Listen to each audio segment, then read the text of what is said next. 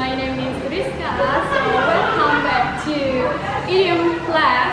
Well, so before we try to start the class, we should know also what is idiom.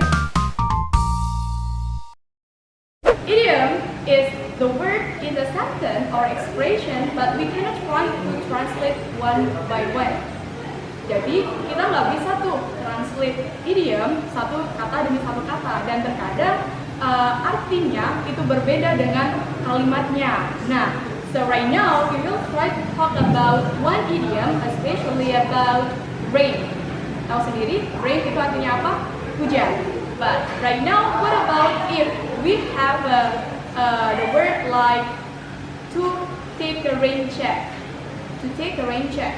Kalau kita lihat, take itu mengambil, rain itu hujan. Apakah kita mengambil hujan? Of course not.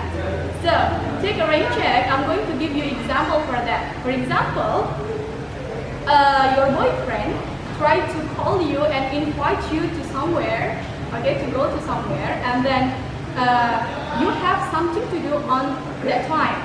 So, directly you may say that, darling, could you try to accompany me to go to somewhere, please? And then you mention, oh, I'd love to, but I don't have much time for now. Can I take a rain check?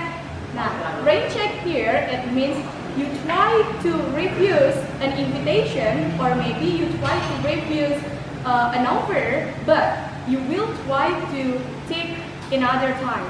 Jadi kita bisa mengartikan kalau take a rain check itu kita bakalan refuse, menolak itu, tapi kita bakalan mengambil kesempatan di lain waktu.